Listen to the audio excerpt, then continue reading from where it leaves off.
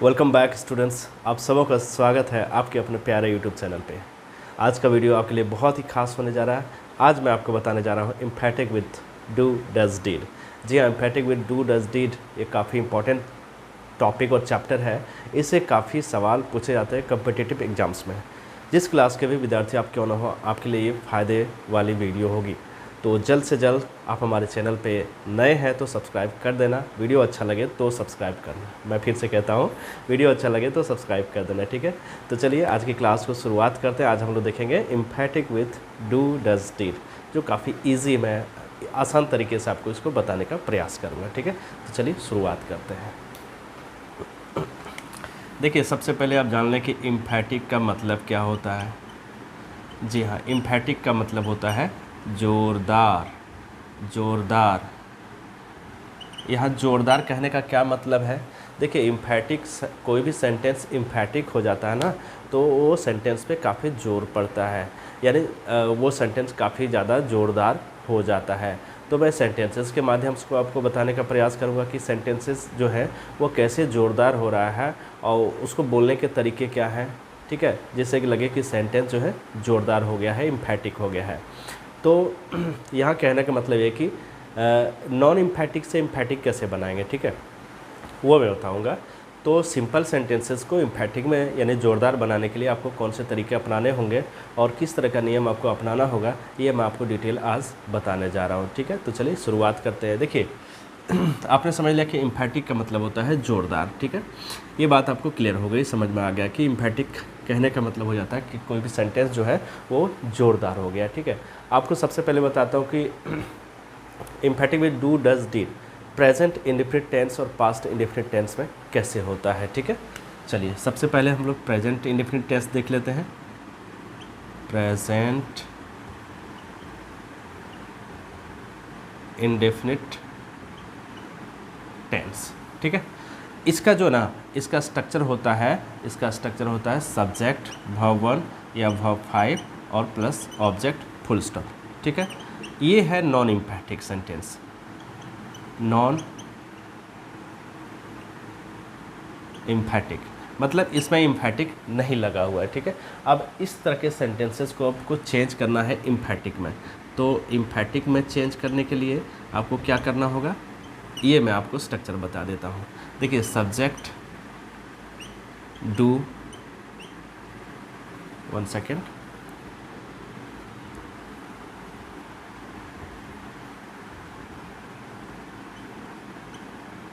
Do या does plus V1 और plus object full stop कर देंगे तो ये सेंटेंस एम्फैटिक हो जाएगा।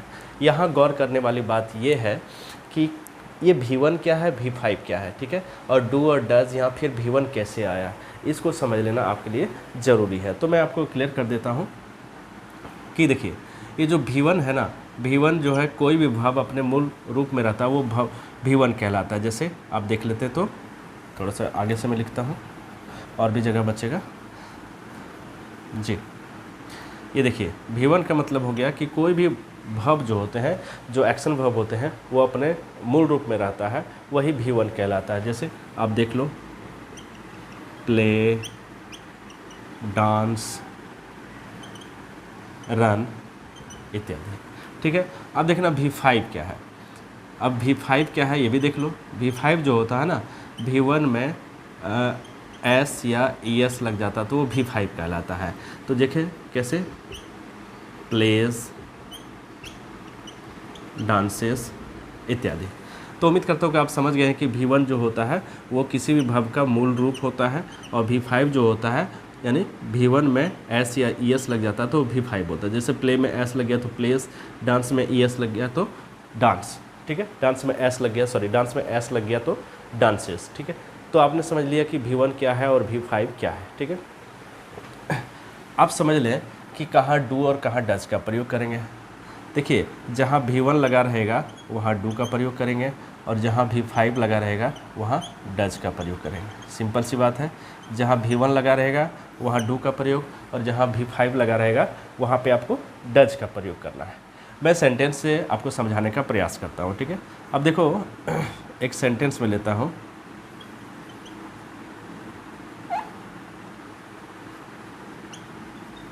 यू प्ले, ठीक है, यू प्ले। ऑब्जेक्ट रहे ना रहे कोई दिक्कत नहीं है, ऑब्जेक्ट रहेगा तो ठीक, नहीं तो फिर कोई बात नहीं है।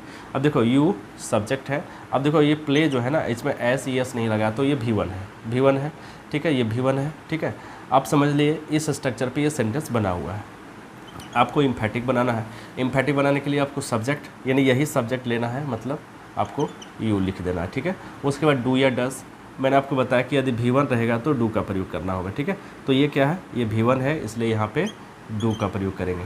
उसके बाद भव का पहला रूप, मतलब यही जो भव है इसी का पहला रूप, मतलब यही लिख देना होगा आपको। क्या क्या हो जाएगा, प्ले, सिंपल है, ठीक है। You play, you do play, ये इम्फेटिक हो गया है। नंबर 2 सेंटेंस लेते हैं। सी रीड्स आ बुक, ठीक है, सी रीड्स अ बुक। यहाँ पे आपको इम्फेटिक बनाना है, ठीक है। तो इम्फेटिक बनाने के लिए क्या करना होगा, अब देखो सबसे पहले ये जो सेंटेंस है ना इस पे बैठा हुआ है, देखो सब्जेक्ट है, सब्जेक्ट है। अब देखो एस लग गया तो मतलब ये हो गया V5, मैंने आपको पहले ही बता दिया, ठीक है। उसके बाद ये क्या है, ऑब्जेक्ट है। चलिए अब इसको इम्फेटिक बनाइए, यहाँ सब्जेक्ट दीजिए पहले, मतलब यही सब्जेक्ट दीजिए, तो क्या हो जाएगा सी। फिर देखिए यहाँ पे रीड्स है, मतलब ये V5 है, एस ई एस लगा है तो ये V5 है, ठीक है। अब यहाँ डू लगाना है कि डज, तो मैंने आपको बताया कि V5 रहे तो आपको डज लगा देना है, ठीक है, डज लगा देना है।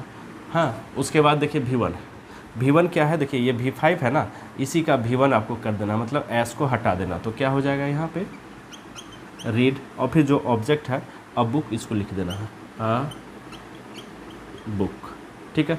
बहुत ही सिंपल है, इसको कंप्लीट करना, इसको समझना बहुत ही सिंपल है। इस वीडियो को बार बार देखना, एक बार देखने से ही आपकी समझ आ जाएगी, ना समझ आए तो 1-2 बार और देख लेना, ठीक है। और एक सेंटेंस ले लेता हूँ जिस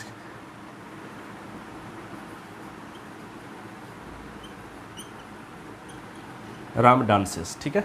यहाँ पे इसको चेंज करना है तो सबसे पहले क्या सब्जेक्ट लेना है, तो राम को मैंने लिख दिया। अब देखो ये क्या है, इसको समझना आपके लिए ज़रूरी है। एस ई एस लगा मतलब ये भव का 5वां रूप है, और जब भव का 5वां रूप रहता है तो आपको डज का प्रयोग करना होता है, डज। अब देखना क्या है V1, तो V1 जो है ये V5 जो है इसी को V1 कर देना, मतलब एस हटा देना, तो क्या हो जाएगा यहाँ पे डांस, ठीक है। बहुत ही सिंपल वे में मैंने आपको समझाया कि प्रेजेंट इंडेफिनिट टेंस के जो सेंटेंसेस होते हैं, जो इस स्ट्रक्चर पे बैठा है रहते हैं सेंटेंसेस, और इसको इम्फेटिक में चेंज करने के लिए आपको इस स्ट्रक्चर पे लगाना होता है। और भी मैंने तरीके बना दिए हैं कि V1 जो है इस तरह से होते हैं, V5 जो है इस तरह से होते हैं। V1 रहे तो डू का प्रयोग करना, V5 रहे तो डज का प्रयोग करना। मैंने सेंटेंस के माध्यम से भी आपको समझाने का प्रयास किया है, ठीक है। उम्मीद करता हूँ कि ये वीडियो आपको बहुत अच्छा लग रहा होगा। वीडियो को लाइक और शेयर जरूर करना, ठीक है। चलिए आगे बढ़ते हैं। अगला हम लोग ले लेते हैं past indefinite tense. 1 second, yes, past indefinite tense ले लेते हैं।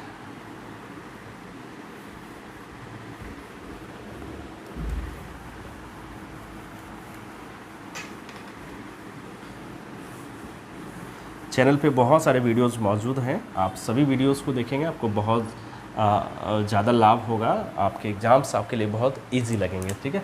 तो चलिए पास्ट इंडेफिनिट टेंस को देख लेते हैं। इसमें जो है ना डू डज को आपने समझ लिया, तो पास्ट इंडेफिनिट टेंस में ध्यान रखना कि आपको डीड का प्रयोग करना होगा, ठीक है। डीड का देखिए नॉन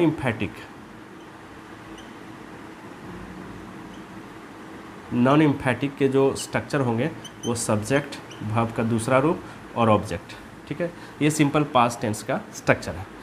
इसको इम्फेटिक बनाएंगे ना तो सिंपल है, इसको समझना। सब्जेक्ट यहाँ पे आपको डीड का प्रयोग करना, प्लस V1 और प्लस ऑब्जेक्ट कर देना है। बहुत ही सिंपल है, ठीक है। एक चीज़ मैं और क्लियर कर दूँ, जहाँ V2 रहे वहाँ आपको डीड का प्रयोग करना होगा। और ये V2 कहाँ रहता है, पास्ट इंडेफिनिट टेंस। मैं आपको क्लियर करा दूं कि पास्ट सिर्फ पूरे अंग्रेजी के ग्रामर में सिर्फ पास्ट इंडेफिनिट टेंस में ही वर्ब टू का प्रयोग होता है। पूरे अंग्रेजी ग्रामर में सिर्फ V2 का प्रयोग पास्ट इंडेफिनिट टेंस में ही होता है। तो इस चीज़ को आपको दिमाग में, अपने जहन में रखना होगा। चलिए आगे बढ़ते हैं, अगला देख लेते हैं कि कैसे हम लोग सेंटेंसेस को समझेंगे और कैसे बनाएंगे हम लोग, ये हम लोग देखते हैं, ठीक है। जैसे एक है सेंटेंस, यू प्लेड, ठीक है।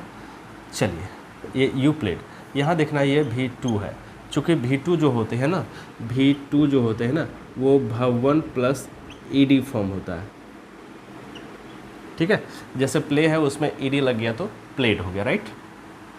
अब इसको इम्फेटिक बनाना है, इम्फेटिक बनाना है तो जो सब्जेक्ट है, देखिए ये सब्जेक्ट है यू, तो इसको आपको लिख देना होगा। देखो यू को मैंने लिख दिया सब्जेक्ट, उसके बाद डीड का प्रयोग करेंगे, ठीक है। उसके बाद वर्ब वन जो है ना, ये V2 है, इसी का वर्ब वन कर देना है, यानी प्ले में ईडी लगा है, ईडी को हटा देंगे तो क्या हो जाएगा, प्ले।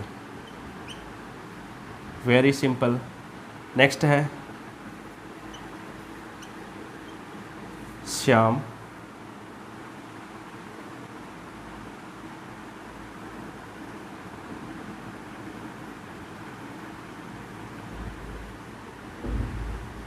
देखिए नेक्स्ट, यहाँ पे थोड़ा सा आपको लगेगा, थोड़ा अजीब लगेगा कि इसमें डी ईडी नहीं है। तो कुछ वर्ब्स ऐसे होते हैं जिसमें ईडी फॉर्म जो है वो अप्लाई अपने साथ नहीं करता है, लेकिन ये गो का सेकेंड फॉर्म है, ये V2 है, तो समझ लें कि ये सेकेंड फॉर्म है, यानी गो वेंट।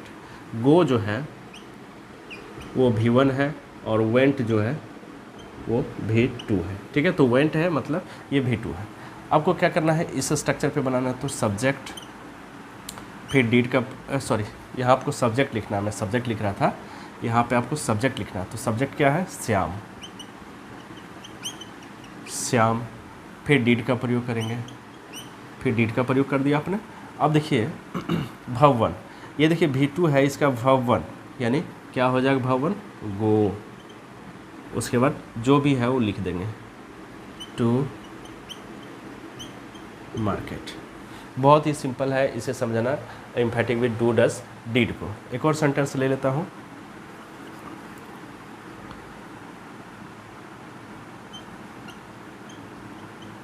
राम डांस्ड। तो देखिए यहाँ सब्जेक्ट जो है, सब्जेक्ट को ले लीजिए, राम जो हो गया आपका सब्जेक्ट, उसके बाद डीड का प्रयोग होगा, डीड का प्रयोग मैंने कर दिया। उसके बाद भाव का पहला रूप, ये देखिए V2 है, इसका पहला रूप डांस्ड, उसमें ईडी को हटा दीजिएगा तो डांस हो जाएगा। वेरी सिंपल, बहुत सिंपल तरीके से मैं आपको emphatic with do does deed समझा रहा हूँ। उम्मीद करता हूँ कि ये वीडियो आपको बहुत पसंद आ रहा है। सभी तरह के एग्जाम्स में ऐसे काफ़ी ज़्यादा सवाल पूछे जाते हैं, तो एग्ज़ाम से आप घबराना नहीं, emphatic with do does deed आपके क्लियर हो जाएंगे आज। चलिए अब आगे बढ़ते हैं, अगला पॉइंट हम लोग देखते हैं।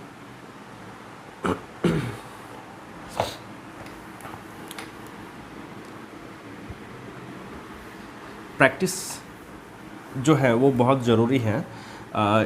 इस वीडियो को देखने के बाद आपको प्रैक्टिस भी करना होगा। कोई भी बुक आप उठा लेंगे तो आपको बहुत सारे एम्फेटिक में चेंज करने के सेंटेंसेस मिल जाएंगे, जिसे आप चेंज करेंगे, ठीक है। तो चलिए अगला हम लोग पॉइंट लेते हैं कि सेंटेंस में आपके हैज़, हैव और हैड रहता है, तो उसका एम्फेटिक कैसे चेंज करेंगे, ठीक है। बहुत ही सिंपल है, बहुत ही सिंपल है। अब देखो मैं यहाँ क्लियर कर देता हूँ, यदि हैज़ रहे तो यहाँ पे डज हैव करना, ठीक है। और यदि हैव रहे तो यहाँ पे डू हैव करना, ठीक है। डू हैव करना, ये हैव है, ठीक है। और यदि हैड रहे तो आपको डिड हैव करना, यानी देखा जाए तो सबों के साथ आपको हैव का प्रयोग करना है, ठीक है। लेकिन हैज़ रहे तो डज हैव, और हैव रहे तो डू हैव, और हैड रहे तो डिड हैव का प्रयोग करना है। बहुत ही सिंपल है, मैं आपको बता दूं, ये बहुत ही सिंपल है। आपको किसी तरह का कोई चेंज विशेष नहीं करना, आपको ये समझ लें तो क्लियर हो जाएंगे, ठीक है। मैं इसका स्ट्रक्चर बता देता हूँ, समझा देता हूँ, तो आप इसे कर लेंगे, ठीक है। देखिए इसका स्ट्रक्चर क्या हो सकता है, subject has, have, had plus noun रह सकता है, एडजेक्टिव इत्यादि रह सकता है, ठीक है। ये इस स्ट्रक्चर पे सेंटेंस रहेंगे। आपको बदलना है किसमें, subject, do, does, did plus have और प्लस नाउन, एडजेक्टिव, ये जो भी रहे उसको लिख देना है। आपको बदलना है इस पे, ठीक है, ये वाला इस पे। और इस वाला उसमें चेंज करना है तो उस फार्मूला पे लिख देंगे। तो चलिए सेंटेंस के माध्यम से आपको समझाने का प्रयास करता हूँ कि कैसे जिसमें हैव, हैज़ और हैड लगा रहेगा सेंटेंस, उसको एम्फैटिक में चेंज करता है। बहुत ही सिंपल है, आप बने रहना, वीडियो को एंड तक देखना, बहुत अच्छी अच्छी जानकारियाँ मैं आपको देता हूँ और देता ही रहूँगा। देखिए सेंटेंस में लेता हूँ, यू हैव अ कार, ठीक है, इसको एम्फैटिक में बनाइए। देखो सबसे पहले क्या है, यदि हैव है तो क्या लगाना है, डू हैव, सब्जेक्ट के बाद आपको डू हैव लगा देना, डू और हैव, ठीक है। देखना है सब्जेक्ट क्या हो गया, यू, अब यहीं पे आपको लगा देना है डू हैव, चूँकि हैव था तो आपको लगा देना है डू हैव, बाकी जो चीज़ें हैं वो आपको नोट कर देनी है, बहुत ही सिंपल है। फिर next, she has a doll, ठीक है, इसको चेंज करेंगे तो जो सब्जेक्ट है पहले वो लिखेंगे, आप इसके अनुसार भी आ सकते हैं यानी तो इसके अनुसार भी आ सकते हैं। तो सब्जेक्ट क्या है, सी। अब देखना चूँकि हैज़ है तो क्या लगाना है आपको, डज़ हैव लगाना है, ठीक है, हैज़ है तो आपको डज़ हैव लगाना है, डज़ हैव हमने लगा दिया। उसके बाद जो है उसको लिख दें, अ डॉल, बहुत ही सिंपल है, I had a ball, I had a ball, ठीक है। अब देखिए यहाँ पे लगा है हैड, अब हैड रहेगा तो आपको लगाना है डिड हैव, ठीक है। तो देखिए जो सब्जेक्ट है उसको लिख देंगे, अब जहाँ हैड है वहीं पे आप लगा देंगे डिड हैव, तो डिड हैव, उसके बाद जो है लिख देंगे अ बॉल। बहुत ही सिंपल तरीके से मैं आपको emphatic with do, does, did को बता रहा हूँ। आप वीडियो को एंड तक देखना, आपको बहुत अच्छी अच्छी जानकारियाँ यहाँ पे मिलेगी। आप चैनल पे जाना, सब्सक्राइब करना, अच्छे लगे वीडियोस को देखना, शेयर करना। आपके जो कन्फ्यूज़न है इंग्लिश में चैप्टर्स को लेकर के वो बहुत हद तक सरल हो जाएगा, ठीक है। चलिए आगे बढ़ता हूँ, उम्मीद करता हूँ कि ये वीडियो आपको बहुत अच्छा लग रहा है, समझ गए होंगे। चलिए ठीक है, आगे बढ़ते हैं हम लोग, अगला पॉइंट लेते हैं।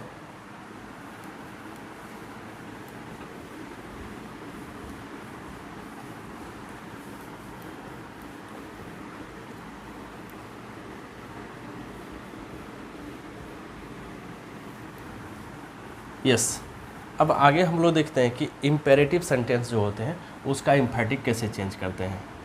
इम्पेरेटिव सेंटेंसेस, ठीक। अब देखिए सबसे पहले आप समझ लें कि इम्पेरेटिव सेंटेंसेस होते क्या हैं। तो देखिए मैं बता दूं कि इम्पेरेटिव सेंटेंसेस जो होते हैं जैसे कि ऑर्डर, कमांड, रिक्वेस्ट, एडवाइस, ये सभी से संबंधित सवाल होते हैं, ये सभी से संबंधित जो सेंटेंस होते हैं वो इम्पेरेटिव सेंटेंस होते हैं। मैं फिर से दोहरा दूं, ऑर्डर, कमांड, रिक्वेस्ट, एडवाइस, ये सभी तरह के सेंटेंसेस इम्पेरेटिव सेंटेंस के अंतर्गत आते हैं। तो सबसे पहले देख लें कि इम्पेरेटिव सेंटेंस की शुरुआत कैसे होती है। देखिए इम्पेरेटिव सेंटेंस की शुरुआत होती है V1 से भी हो सकता है, ठीक है। अब देखिए V1 प्लस ऑब्जेक्ट भी हो सकता है, या नहीं तो please, kindly plus V1 plus object, ये भी हो सकता है। तो एम्फैटिक बनाने के लिए क्या करेंगे, देखिए सिर्फ V1 रहे तो आपको लगा देना है do plus V1 full stop, और V1 प्लस ऑब्जेक्ट रहे तो do plus V1 plus object, very simple. और यदि प्लीज़ काइंडली रहे तो क्या करना है, इसको लिख दें ऐसे ही, प्लीज़ काइंडली। अब देखिए यहाँ पे आपको लगा देना है do plus V1 plus object. बहुत ही सिंपल तरीके से मैं आपको समझाने का प्रयास कर रहा हूँ, ठीक है। चलिए अब बारी बारी से सेंटेंस को देख लेते हैं। जैसे इस पे देखते हैं पहले सेंटेंस, गो, किसी को आपने ऑर्डर दिया गो, तो इसका एम्फैटिक क्या हो जाएगा भाई, डू को लगा देंगे। देखो ये क्या है, ये V1 है, ठीक है। अब डू को लगा दिए, उसके बाद V1 जो है उसको लिख देंगे गो। यदि रहेगा प्ले तो इसका बनाएंगे क्या, डू प्ले, बहुत ही सिंपल है, ठीक है। दूसरा देखते हैं यदि ऑब्जेक्ट भी रहे तो कैसे बनाएंगे, ठीक है। अब देखो ऑब्जेक्ट रहेगा वो कैसे बनाएंगे, जैसे ऑब्जेक्ट के साथ आपको सेंटेंस यहाँ पे मुझे दिखाना है, तो ऑब्जेक्ट लेकर के कोई सेंटेंस आपको देखना होगा।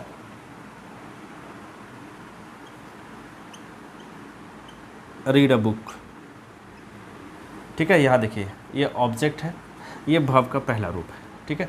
तो इसको बनाएंगे तो क्या हो जाएगा, डू रीड, देखो डू लगा दिया, फिर जो है उसको लिख देगा, डू रीड अ बुक। बहुत ही सिंपल, बहुत ही ईजी, आसान, ठीक है। अगला है प्लीज़ काइंडली, ये हो गया। अब अगला देखते हैं प्लीज़ काइंडली, ये सब रहे तो क्या करना है, ठीक है, कैसे बनानी है। जैसे प्लीज़